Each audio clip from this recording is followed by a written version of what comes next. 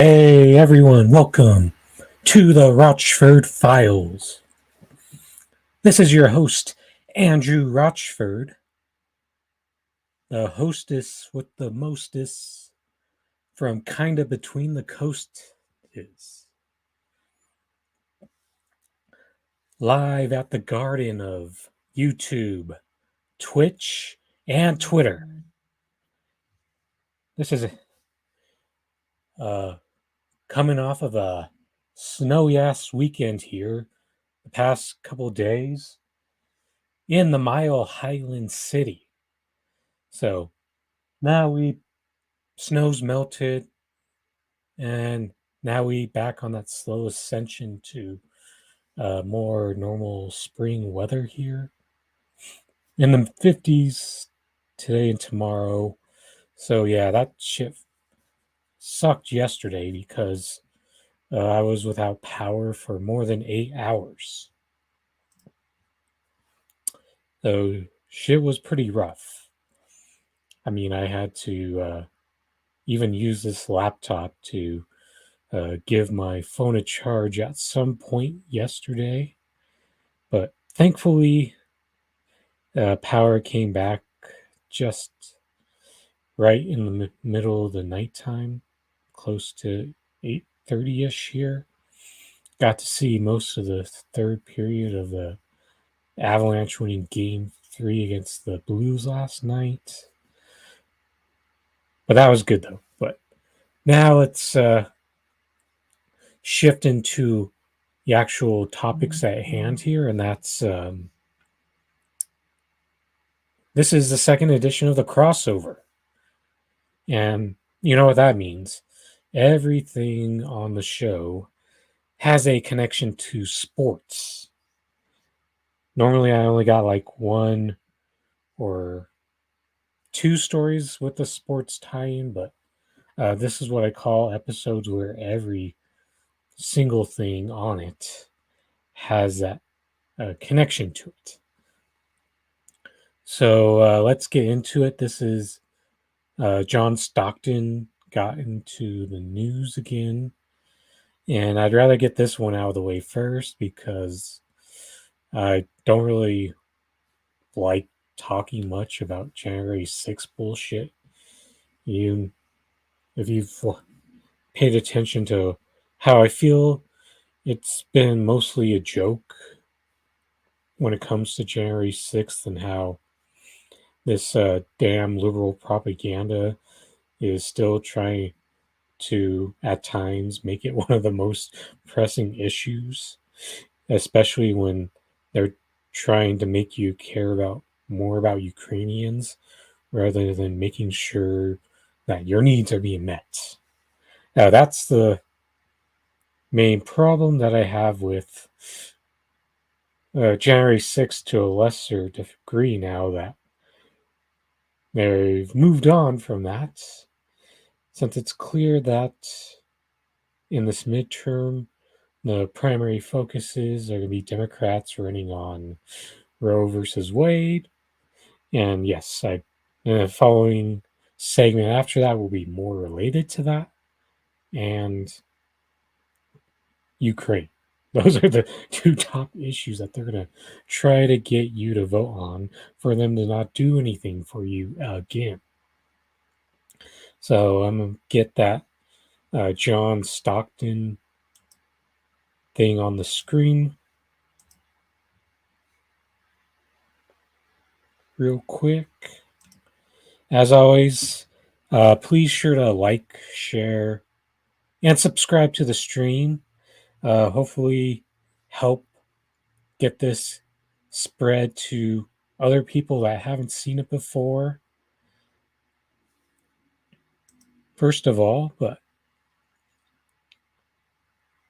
there we go. Let's see. Yeah, I'm going to have to zoom that in. I may have to zoom that in quite a bit. Let's see. Yep. Give me a moment.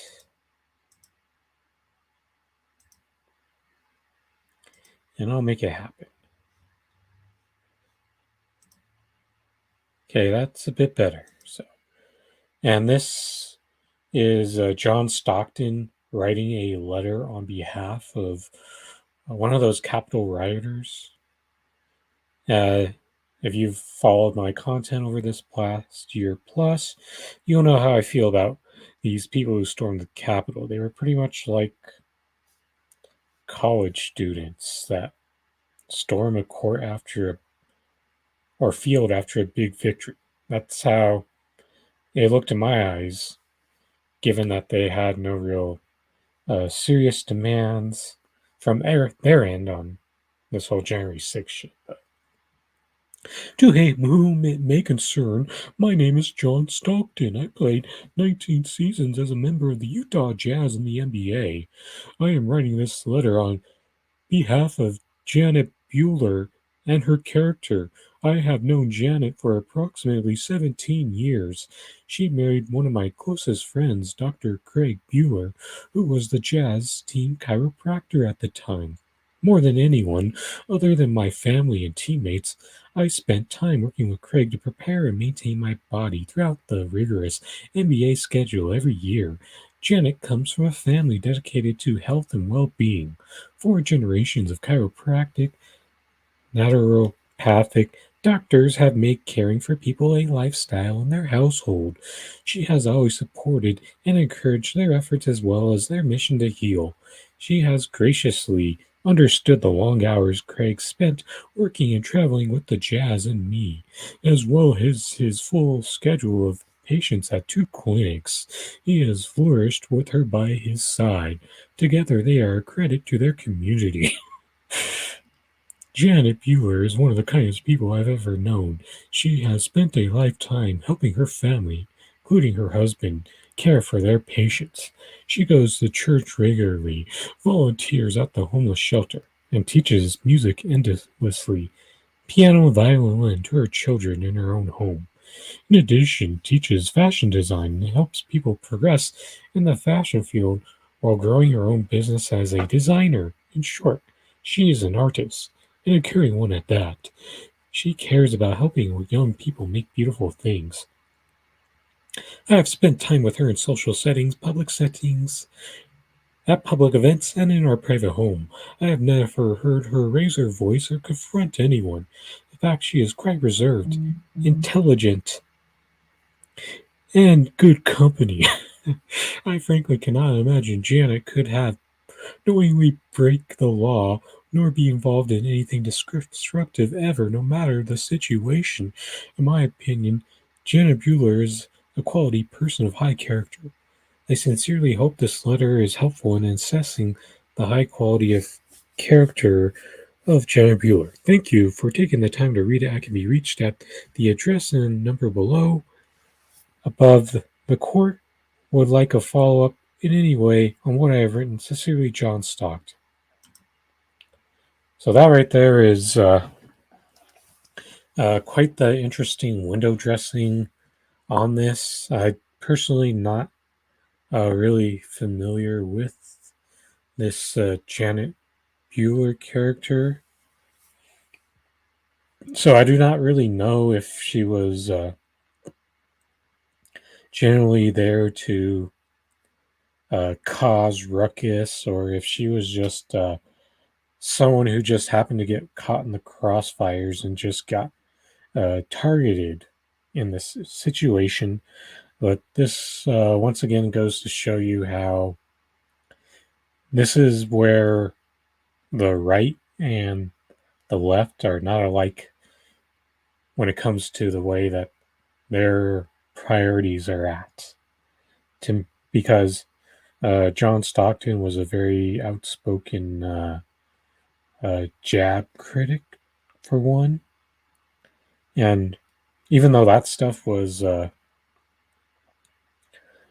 less bad, I mean, some of the substance wasn't terrible, but the point is, from the right, their arguments are based in existing to be a cog in capitalism. While when it comes to the left, uh, our priorities are completely against being cogs in capitalism. And when it comes to stuff like this, John Stockton is very big into the focus on culture war issues like January 6th, the masks issue, because even though I'll acknowledge that the impact of masks are pretty overrated, but at the same time, it's not like something I'm gonna die on the hill about either. Like he decided to die on that hill and not be able to attend Gonzaga games. To me, that's where I probably pretty similar to Fiorella Isabel on the convo couch about where we're not gonna throw a big ass fuss over having to wear a mask if still necessary. The thing is, John Stockton is definitely a pretty big time uh, far right voice, and it was just too fitting that he got to spend his whole entire career in Utah and playing with and his main running mate being a pretty big conservative as well, and Carl Malone. And this story illustrates priorities like January 6th, for example, and how I've been saying that I think the right gets caught up. They're overly focused on the Capitol Hill angles on their right instead, because direct action isn't really that much of a priority in their minds. They're usually the ones who are pretty who are not likely to be active in events like stop the mandates or the trucker convoy type stuff, even though the left did fail a lot of the left did fail to capitalize on those events. But the point being, this type of thing brings it back into the forefront for a moment, even though I don't think it really was successful in my mind, because the stories of greater focus are still the stories of greater focus, and we know that there's so many more pressing issues in this country. The inflation, they're barely starting to do anything to address the baby formula shortage in this country, and shit's only going to get worse. And just wait, it could happen in the upcoming months because the United States just refuses to stay out of this conflict and with Russia and Ukraine, and they're fucking it up by with their involvement because they're only going to make the supply chain issues even worse. So yeah, I think that was fair. I honestly feel like I gave that a bit too much time for John Stockton, but it'll get more lighter after this next one, which will be the former All-Pro NFL running back Herschel Walker, who is currently running for Georgia Senate, and he had his opinion on abortion last week. So let's tear that shit apart next.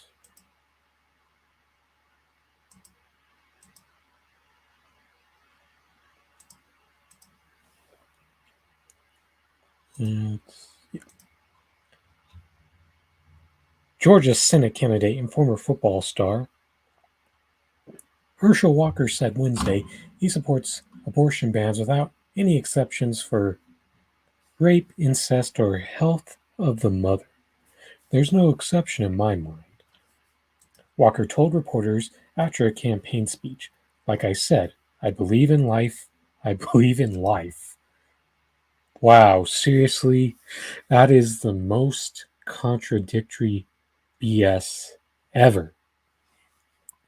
When you say you believe in life and you're actually going to choose, if you're not about making sure a woman has the chance to have another birth, tell me what logic that makes sense. Because that is actually more of a net negative in the 50-50 type of scenario when you say that the woman's life is less important than the baby who's also going to who would both end up dying instead of having the compassion and understanding in that moment to know that you have to give a woman a chance to survive in potential life-ending crisis, and that woman may have a chance to give a successful birth if she becomes pregnant again. So that's being so pro-birth that you're willing to double down on being anti-pro-life. Reach for comment.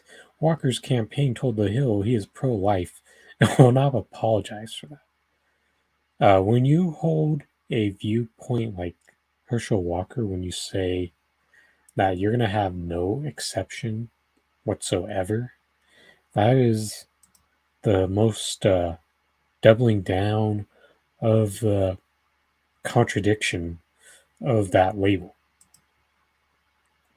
Georgia's 2022 primary is set for Tuesday, and all signs point to Walker cruising to a smooth victory for the Republican nomination to face off against Senator Raphael Warnock in November. And that right there, you know that a reason that Herschel Walker feels like he can say that is because he's going against the Reverend Raphael Warnock. And you know that even though he's a standard neoliberal Democrat, that's going to be one of those big culture war clashing issues that you're going to see in the midterm race right there.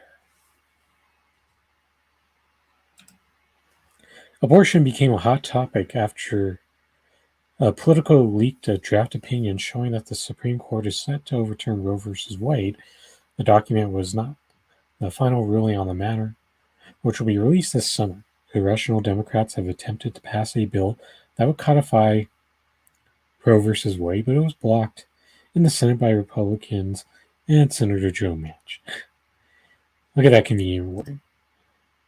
They're trying, even though The Hill is supposedly a considered moderate media, the way that they worded that, like even if Joe Manchin was willing to vote in favor of that, it wasn't going to matter because with the filibuster still in place, you could have all the Democratic votes, and it would be quite easy to just have your 50 votes. But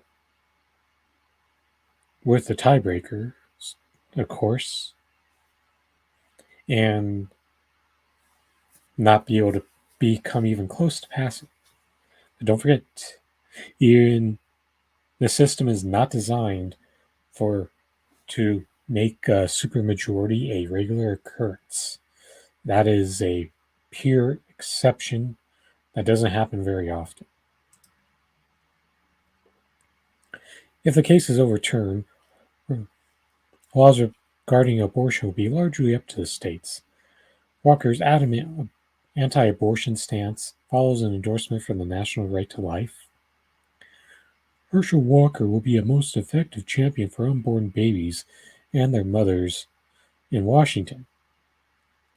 Once again, the glaring contradiction there is because an unborn baby in that life endangering situation would never have a chance of being born.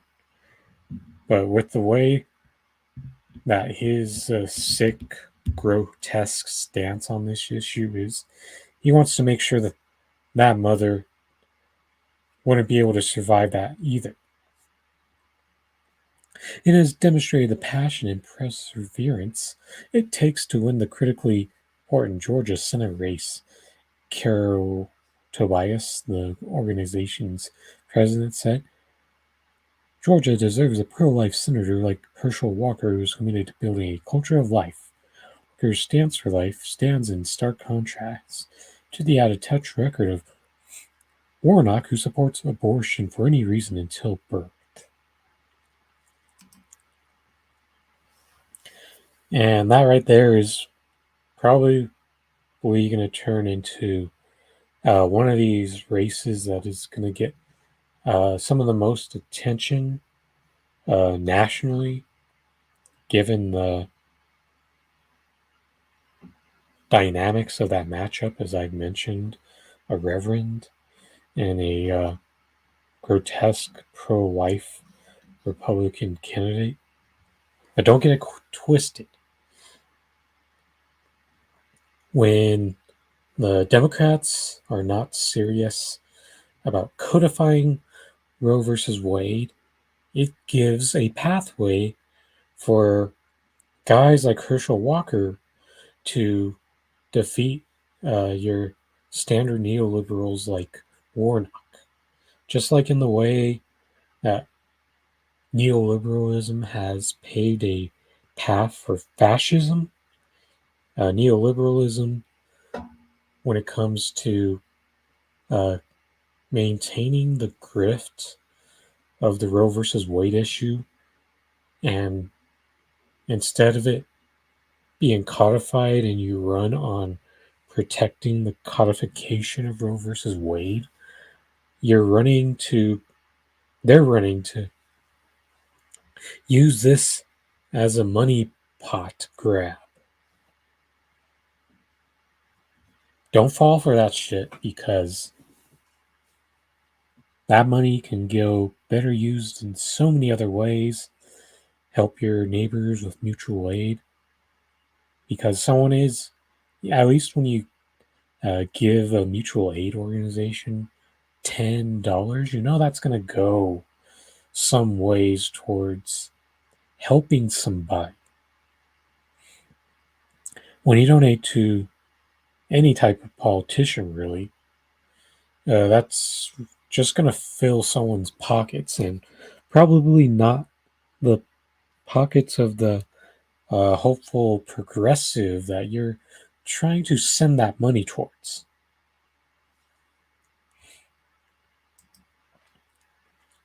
And we'll see where this goes, but I also I know Ward I know last year when it wasn't indicated when Walker was running for which seat he would challenge for, I would have thought he would have been better off challenging Ossoff, but he's in a position where he has a shot to beat either one of them. And the thing is, it's really going to be down to the blame of the failure of Democrats to not fulfill on any type of promise for the people, especially when you look in Georgia. Joe Biden said you'd get $2,000 checks if you put both Ossoff and Warnock in the Senate. But then they did a bait and switch on y'all and just said that you already got 600 before Biden took office. And let me be clear on this.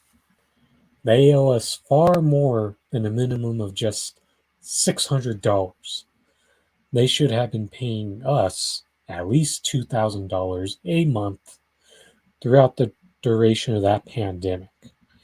And That's about $40,000 that they should have been paying us, the people, to survive on, regardless of whether you're able to work or not. Because that is how much I am against the idea of means testing.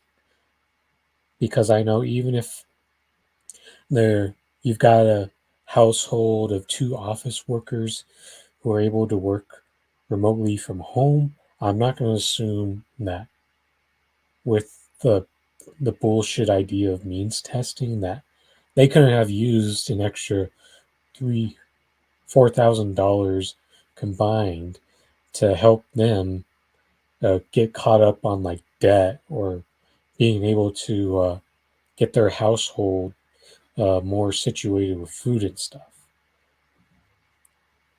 And that's why it's important to call out the means testing in a strong way. I've been against the means testing concept even back when Andrew Yang introduced the concept of UBI because it was conditional on giving up the other social safety nets or just taking the $1,000 a month. And we know that with the way capitalism has decimated us, that the last thing we need is someone who's trying to put us through conditional hoops and ladders. And then this student loan debt debate is also a big example of why it is also very important to be against the means testing because they're trying to frame that as the rich people are only getting the benefits of their student loans being canceled. When the reality is, it's really the working class are the ones who are going to be the biggest beneficiaries of student debt cancellation. So I think it was important to go off into that tangent because that's one of the consequences that happened in those two Georgia Senate races, and it was due to the fact that Biden means tested and tried to pinch pennies on the people while they're sending a boatload, tons of fucking billions of dollars to help support Ukrainian Nazi fighters. And they've got y'all so propagandized that they've got you saying that Ukrainians are more important in a proxy war that the United States is using them for, that they got no chance of defeating Russia in. And that's the plain straight of it. And they would rather fuck over their own citizens. And you're going to see this even more with the supply chain issues. They're going to come up in the next several weeks. And it's fucking sad that we have reached this point where the separation between uh, pro war Democrats and pro war Republicans is as little as ever. And it's not going to change. It's not going to get, and that gap's not going to get spread out any more from that point.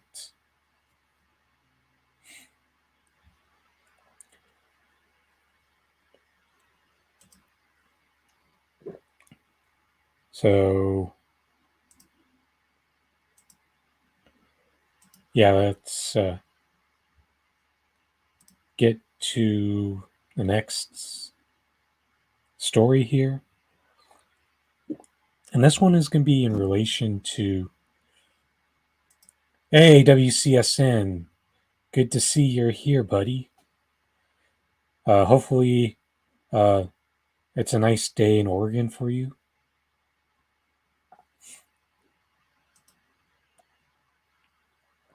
But yes, this next story is going to be in relation to a uh, Mark Haynes. He's someone who covers the Golden State Warriors, and this is going to be a cautionary tale of a lesson that we should have learned uh, years ago, to be honest. But oh yes, good WCSN. I'm going to say here that the snow has melted, and we are back up into the 50s. So we are sending up to warmer weather here in Denver. I'm going to blow my nose real quick before I get into the lesson that should have been learned years ago.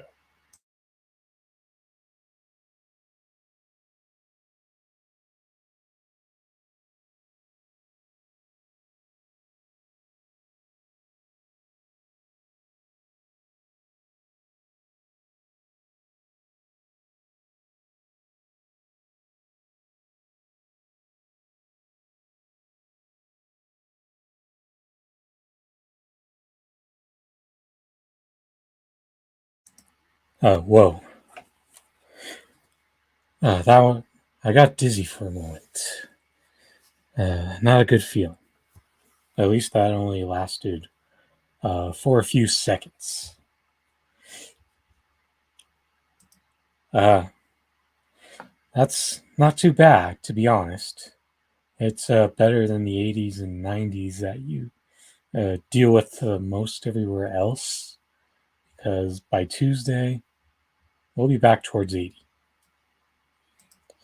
But now let's get that uh, Mark Haynes stuff on the screen.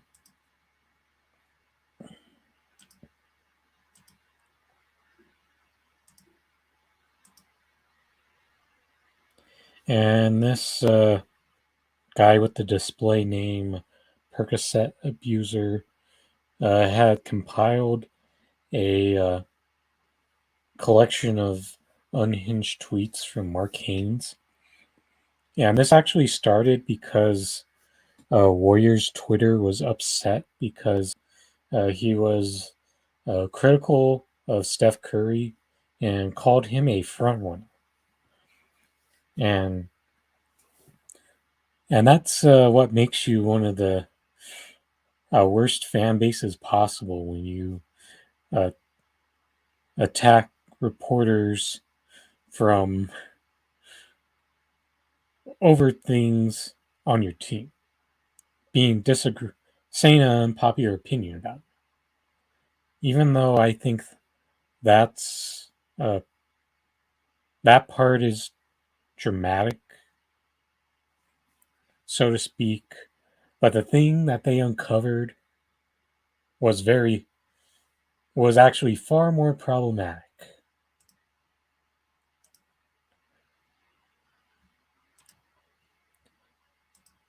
Look at this. This was this first tweet. Do you have a name for your pussy? What is it? Tweeted back on July 9th, 2011.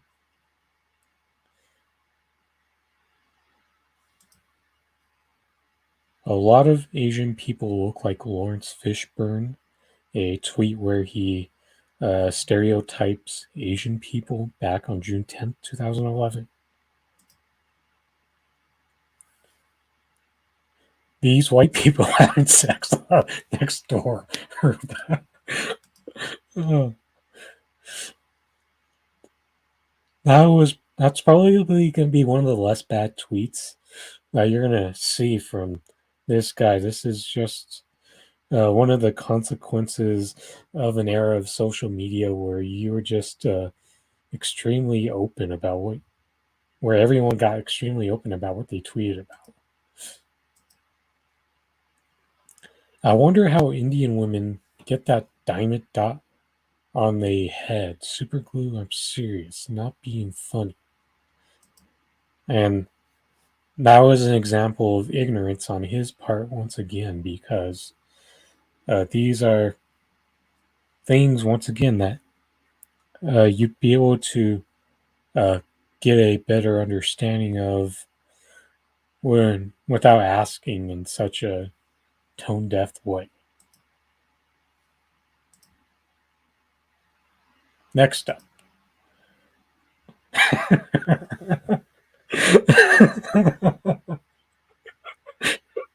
Oh wow. Hashtag I fantasize about Oprah.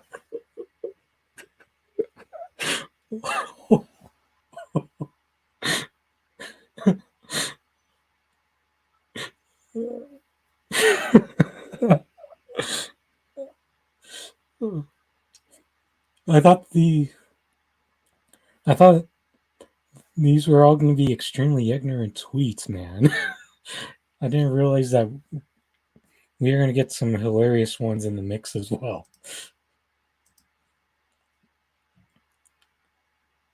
I eat the best pussy ass at Josie Stackhouse. And this is once again another one of those overly personal tweets from the era of people being overly personal on Twitter.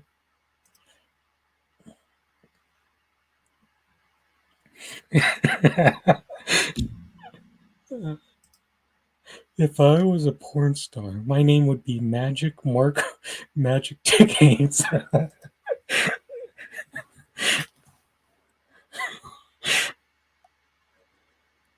Wow. Some of this shit is gold.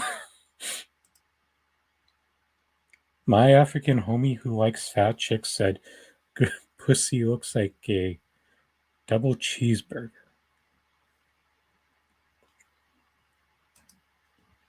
I'm not with you on that. I'm not with you on that joke, man. And because that one is one of those type of jokes that fetishizes uh, plus size women.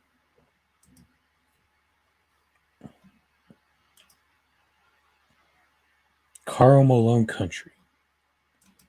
And that one is, if you know about Carl Malone's uh, past, it's like glorifying his lifestyle of having women with several different kids and being a deadbeat dad.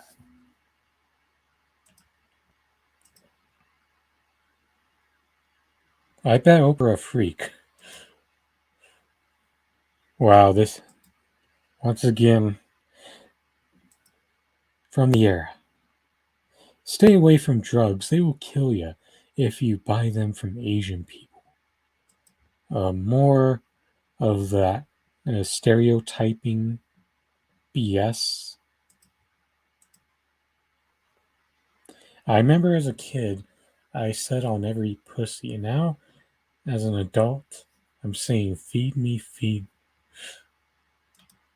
And if you're saying shit like that, I'm wondering how early in life you became familiar with the concept of pussy.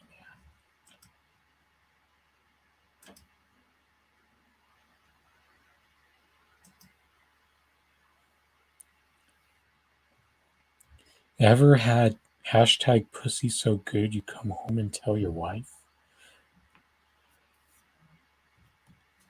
Wow. And this one has ableist language in it. I think a retarded girl be trying to get at me on Facebook. She IMs me and be like, why you chill at the crib? And dot dot dot. What the hell, bitch, because I live here. If I had a Mexican kid, I would name him Taquito.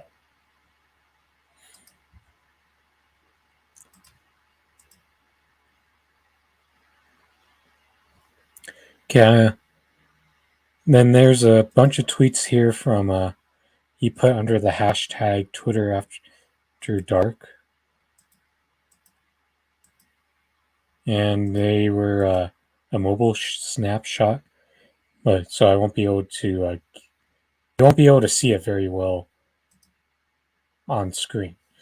The first one being, I'm not big on Victoria's Secret panties.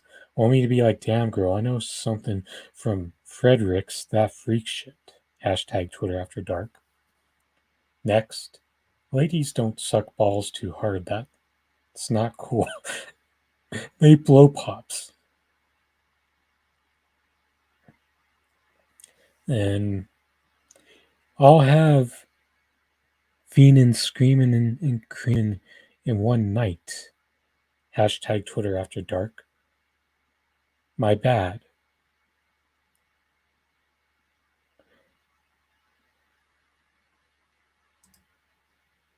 Let me get this. There's more. If yo girl fuck a dude with a giant dick, it's like loaning a fat girl your shirt. A fat dude your shirt. Wow.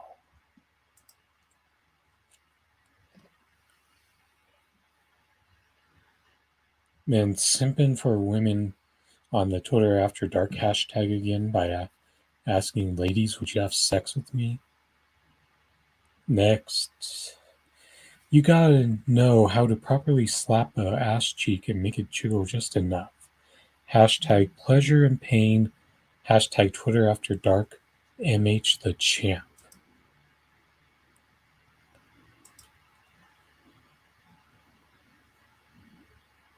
And the last new one from this. Finger her with stinky fingers. LOL. Twitter After Dark. This guy is very freaky. And this one's going to have a homophobic slur in it. This gay dude looked up on my boy today. We was go have to beat the faggot out of him. Very homophobic tweet right there. Another one of those ones that stands out as being horrible. My Sunday school teacher taught me the true meaning of missionary. The filter that this guy lacks. And I'm about to detail the lesson that you'd be getting.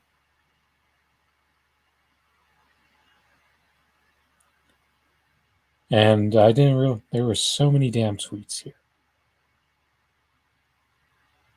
that there's just way too many to continue on. Because this one's gonna, the one,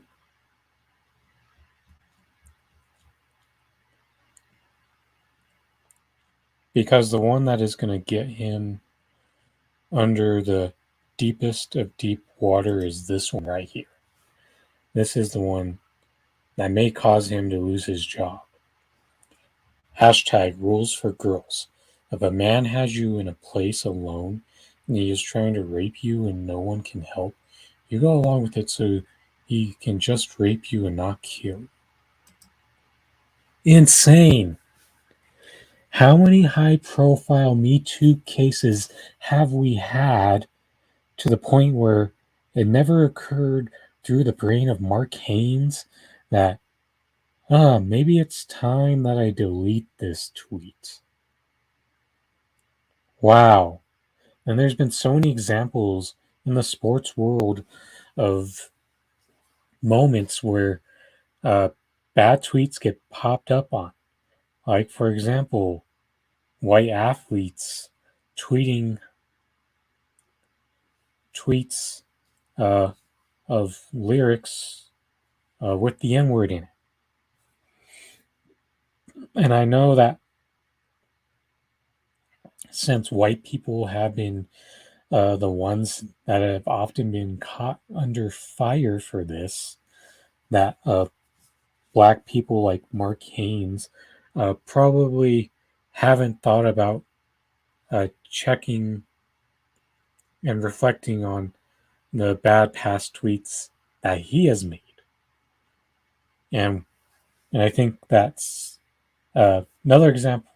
And sent not just, and this isn't just exclusively to like non-white people, because since white men are the ones who are often exposed for their really bad tweets, that even white women aren't checking themselves either. I know that I've seen a couple of these uh, women football writers types that you mainly get familiar with on Twitter, and they forget about their tweets as well. So, yeah, what's astonishing to me is we've had this happen. I know that one of the best quarterbacks in all of the NFL, Josh Allen, this was a issue for him going into the NFL draft, since he had tweets up with the N word but we knew it was from lyrics. But either way, it's been established that even if you're quoting music lyrics, that's still not acceptable. And the fact that when we've seen like Me Too pop up with like Christine Blasey Ford being one example, the women who have accused Donald Trump, likewise Tara Reid and the other 8 women who have accused the blue rapist Joe Biden, the fact that there's still people out there who didn't think about seeing if they had any incriminate tweets or social media posts from their past. I think the first instance that we really started to see people get exposed for the bad tweets was about 10 years ago. And there's still a lot of people out there who probably think that they're nobody right now.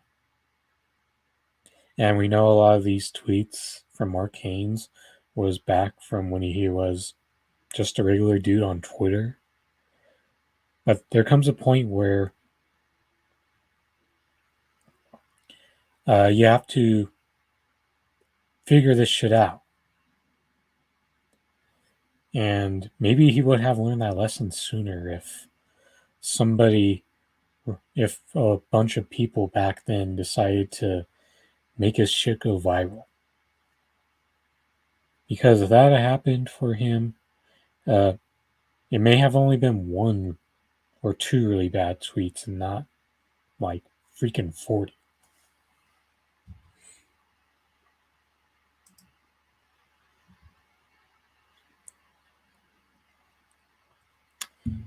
I was not expecting that shit to get as wild as it did right there. But and it's gonna be, and it's crazy how unfiltered certain people still are on their social media. And I think some of those people probably associate, they'd probably fear having more political conviction like myself rather than those overly personal tweets which reveal a lot sexually like those did.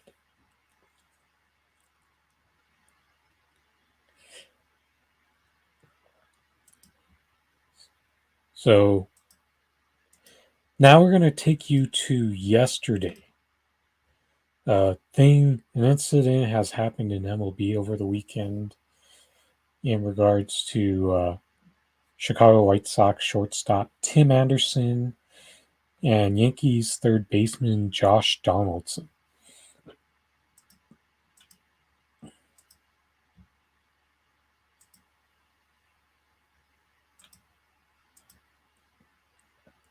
Before we get into the substance of their issue, first off, let's uh,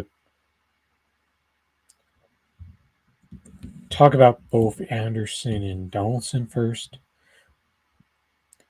Uh, Tim Anderson, it plays with a lot of flair, so big bat flipping type, and he's uh, in the identity struggle with the baseball of new and the baseball of old. But on the other side of it, Josh Donaldson, if you've noticed his past, he's pretty supportive of the new uh, celebrating style of baseball as well. As you can see, both these guys have been victims of beanball after teams uh, considered a couple big home runs by those guys over pimped. But now that we've gotten that out of the way, these two guys are actually both pretty similar in terms of old and new baseball. But you could still be uh, on the wrong side of a conflict like what's happened in this series between the two teams this weekend. White Sox manager says Josh Donaldson called Tim Anderson a racist comment.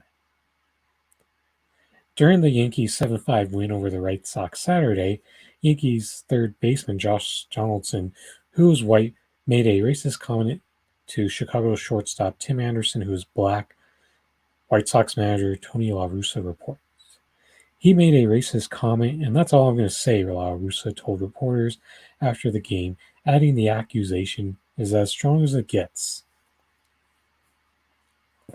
And the thing is with Tony La Russa is I would legitimately be shocked if he has had this major progress on terms of race, because if you go back to 2016 with when Colin Kaepernick started to kneel during the national anthem, he did an interview on Dan Le Batard.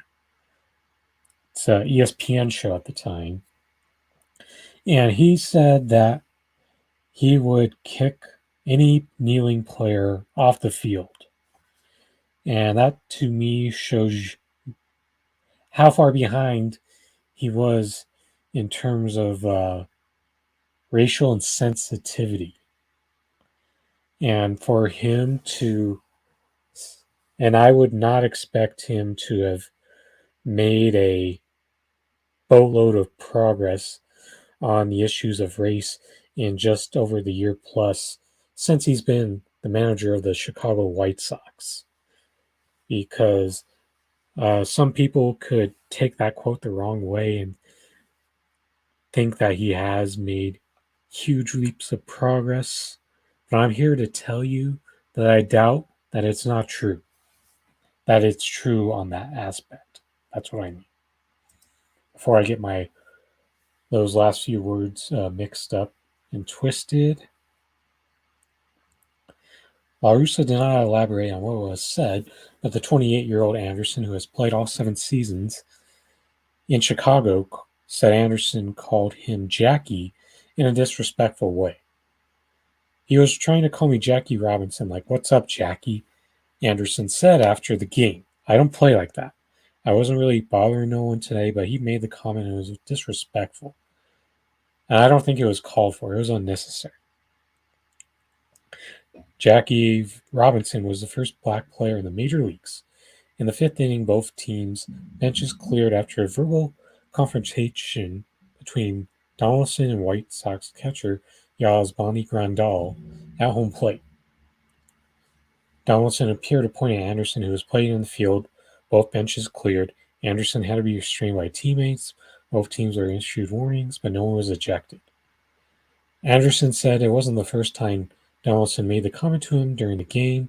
It happened to him the first time we got on, and I spared him that time. Then it happened again, and it was just uncalled for. We don't need to be playing like that, Anderson said.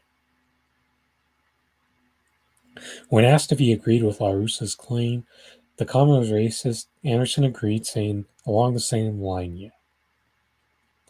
Donaldson, after the game, admitted to calling Anderson Jackie and denied any racist intentions with the comment.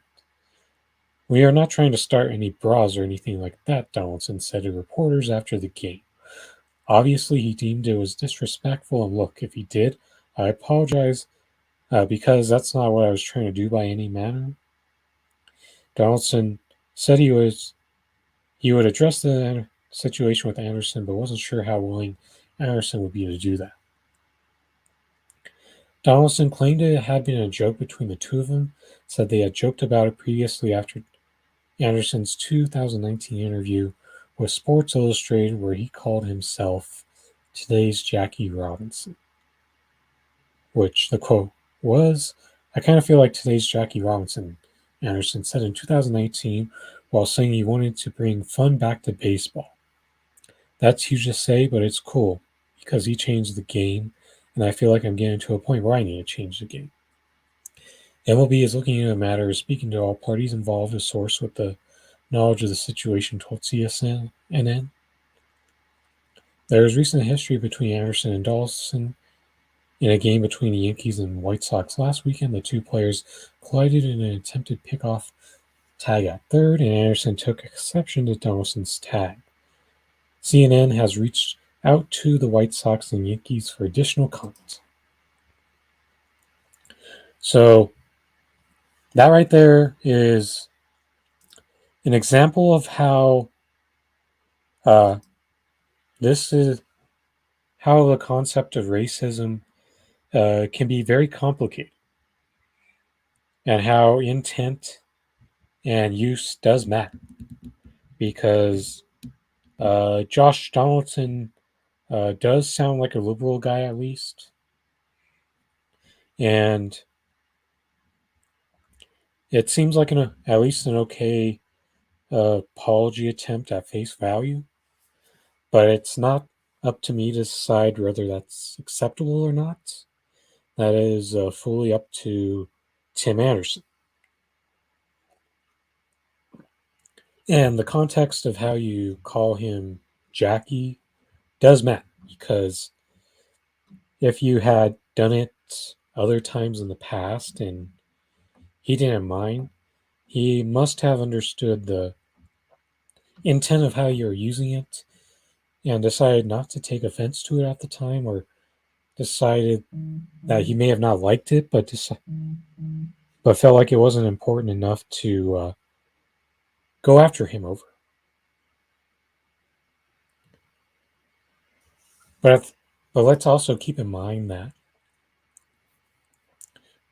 the understanding of this issue, that you can do things like that and it ends up coming over as mocking the person and the community. Like, for example, when one of those Mark Haynes tweets I showed, and if he had a Mexican kid, he would call him Taquito, how that can be an insulting term and disrespectful when it comes from someone that is outside the community. And this is the same trap, so to speak, that Josh Donaldson has fallen victim to. I say this as a white man, that some of the best ways to learn about what's considered acceptable or unacceptable to other communities is mainly by letting other people get blown up in the proverbial landmines. That has been a great way for me of learning over these past several years of my life. And unfortunately, someone has to take the fall, but the more times that people like this take the fall, the more that I'm personally going to learn to be better and better on avoiding being racist. And this story is a cautionary tale of that because uh, once it's always the covert racism that gets people. It seems like you can get like over 90% of people to say that overt racism is bad. But you can't get, but they're much more divided when it comes to trying to get on the same page of stuff that is covertly racist. And this right here goes into one of those gray areas because Josh Donaldson knows the gray area now. And this also goes to say that, in addition to that, it's also considered pretty problematic. It can also be considered insulting, like if you know someone from one of these other communities and you try to say that they look like that person, that they may not always take kindly to that. And just saying that, because once you go into the minority communities, there's the stereotype that there's less unique people in those communities. And that's why it can be considered insulting if you try to tell them who they look like and they feel insulted by that.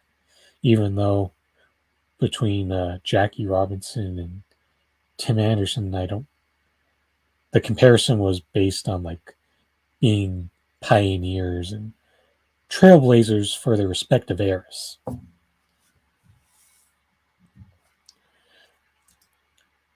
And I think that when you got a team like the White Sox, one of the most racially diverse teams in baseball, you're going to have uh, the likelihood of one of these instances popping off more than a other teams which have less diversity in the MLB level. Keep in mind that there's all MLB has pretty much flatlined on only having 7% black African American players in the league. And it's been that way for a long while. And this is why the game has kind of stagnated because of the whole struggle between old and new style. And both these guys in the main two guys in the conflict are definitely part of the new style of baseball swag.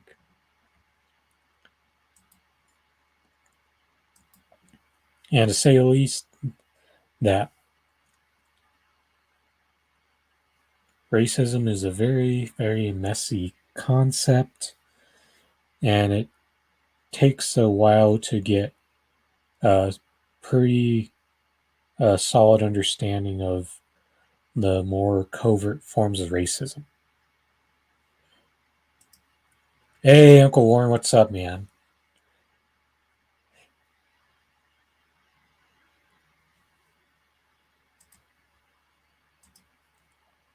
So, last but not least, we're going to go with the story from the NCAA in relation to the name, image, and likeness that has been around for nearly a year now. And the reason why I cover name, image, and likeness is because it's like a college athlete workers' right issue. And Nick Saban took time over the last week to complain about the problems that he has with the name, image, and likeness as it's currently instituted. And even though I don't really care for college football, it's important it's important to point out the absurdity of the most the head coach from the most dominant program ever in Alabama complaining about it. Alabama coach Nick Saban set the college world abuzz Wednesday night when he told a gathering of business leaders in the state that Texas A&M assembled the top-ranking recruiting class in the country because it bought every player with name, image, and likeness deals. What was it before, Nick? You're usually all. What's so terrible about that? Because Alabama, I think the worst that they ever do is like number 3 in terms of the ranking of their recruiting classes. Decrying the influence of money in recruiting, Saban said NIL was being used unfairly. Alabama, he said of its number 2 ranked class. We didn't buy one player, all right. And this is where the whole pot is calling the kettle black because he's just mad because he didn't get the number 1 recruiting class.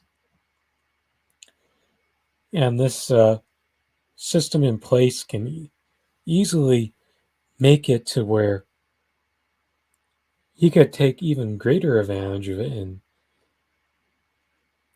Alabama players could become even more beneficial on top of playing for one of the most dominant college football programs in the history. Fisher didn't hold back, calling Saban a narcissist, saying of him, some people think they're God. Saban's offensive coordinator at LSU from 2000 to 2004, Fisher practically laughed at his former boss's assertion that there has been parity, college football, and NIL threatens to undermine it. He's the greatest ever, huh? When you've got all the advantages, it's easy. And that's a college football coach who knows that he's been virtually at the top all the time. And what's absurd to me is you've got a lot of these sports talk radio hosts uh, bowing at the feet of Nick Saban and saying that we've suddenly got a problem, that we need to put some regulations in place for this name, image, and likeness. Really? This would be sad if this was the thing that got NCAA to react quickly. If coaches weren't talking about Saban's comments before, they were once Fisher's fiery news conference was over. An SEC assistant said that his phone was blowing up afterward. On the road recruiting, it was all the high school coach he was with at the time he wanted to talk about. The comment struck a nerve, but not because of what was said and who said it, but because of the subject matter involved. The 2022 signing class was the first to have NIL as part of the recruiting process. Whether directly or indirectly, many coaches are worried about the impact it's having. Over and over again, they've described the lack of rules as creating an environment akin to the wild, wild west. And this is why, as someone who doesn't really care much about college football, I want the chaos. Because if anything would have any chance of drawing me in to watch more than a handful of games a season, it would be if you let this chaos process fully play out for a few years. And this is why I think some of these big time talk radio hosts are so dumb. They're falling hook, line, and sinker for Nick Saban. He's like the biggest oligarch of all the oligarchs when you consider the environment of college sports.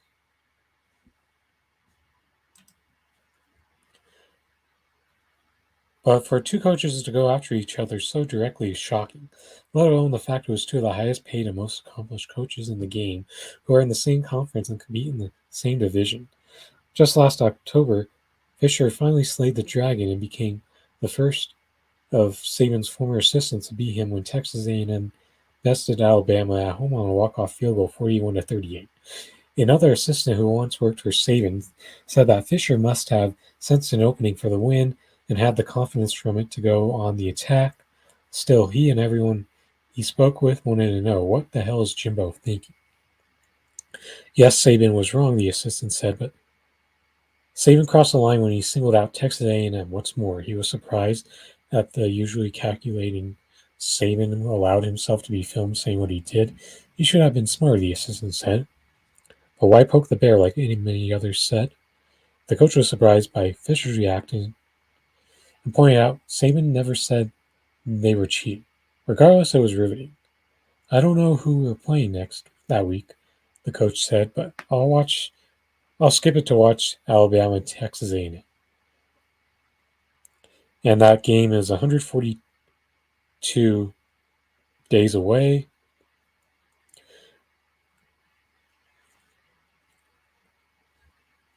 And I won't get too much into the reactions because it's my reactions that are most important right now. And the fact that there's Nick Saban has utterly manipulated a lot of big time personalities into helping him make it easier to maintain his dominance. When we don't even know if this process playing out will even help make it to where 5 teams have a legitimate chance to win the national championship instead of like only 2 or 3. The lack of parity in the NCAA football is a big reason why I don't watch anything more than a handful of games each year because, let's be honest, only 2 or 3 teams can win it. And Alabama is just virtually always one of those teams that is always guaranteed to be there towards the very end. They always, when they fall out of the top 10, it's a genuine shock to the system.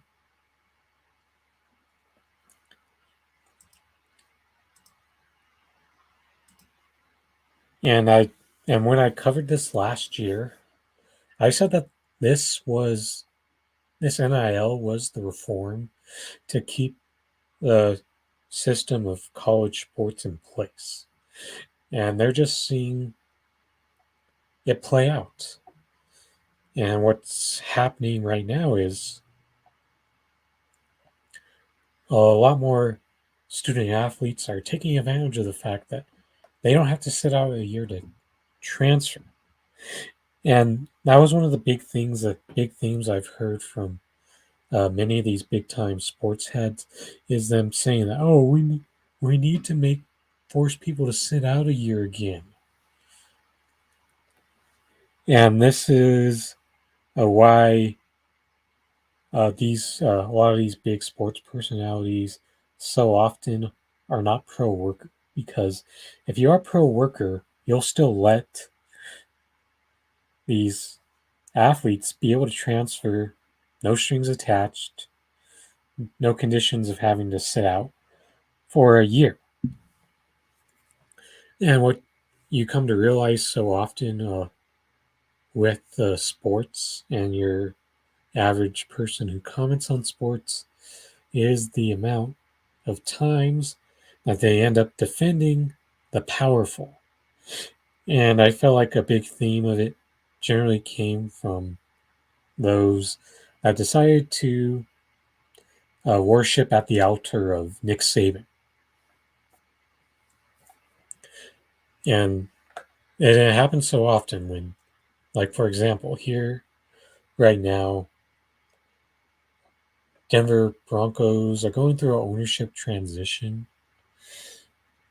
And whenever they talk about the new guy that is about to be in the mix to buy the team, the warship is sick. And that's me trying saying it as someone who acknowledges the separation of a sports fan take and one that is also one that has a larger societal meaning into it as well. So that right there is an example, is one of many examples. In addition to when they accept when they just push a lot of the corporate narratives that just get pushed in your regular political news, they've become like some of the sports leagues became propaganda arms for whole COVID, and many of the leagues just went silent on the matter when the narrative just got busted. Then you see them become propaganda arms for voting. They ultimately, unfortunately, even with the efforts that a lot of athletes do make in terms of like their community service, ultimately gets sucked up into this establishment for the most part. Even though back on Friday, me and Glory Jones did a segment on the 5 finalists for the NBA Social Justice Award, and it was announced today that Reggie Bullock of the Dallas Mavericks was this year's winner, and that was one of the best choices for to win the award. So I was glad that the NBA did not go with the predictable Karl Anthony Towns win, and that ended up being the right way for them to go and not remind the left of pushing the two big narratives when it came to the George Floyd Policing Act and COVID, because Cat became a pawn for both of those things. And I think, at least with choosing Bullock, it was a different situation, in my opinion, because it wasn't a situation where uh, his story was uh, being used against him by people above him. He was doing this as a genuine act, from my understanding. I'd like to thank all of you for coming out to today's episode of The Crossover on the Rochford Files with your host, Andrew Rochford. As always, please like, share, and subscribe to the channel.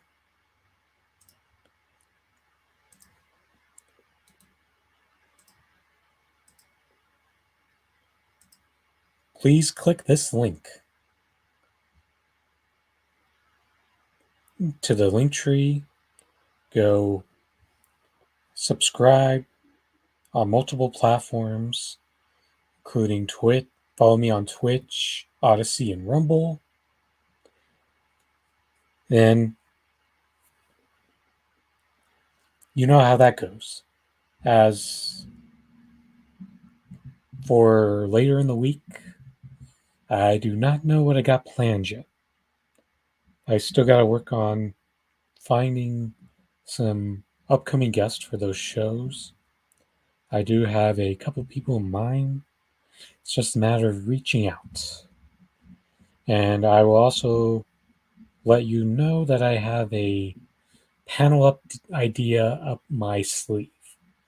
And I will be starting to work on trying to get that set up for the show as well. It'll be something that to give you a little hint, this is a panel that I've only seen two people in this independent media space even mention. So I know that's how little attention that this concept has with the regular person in this indie left media space. So I'll be trying to work on that.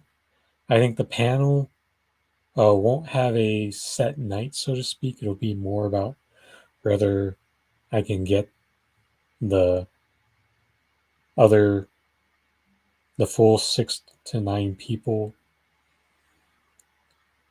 as I can have 9 other people on this show on for a good little panel discussion. Try to bring some awareness to something that hasn't gotten any very little type of attention outside of only 2 people I've even heard mention this concept. So that's what I got in the work for now. With that being said, this is Andrew Rochford saying goodbye and good night.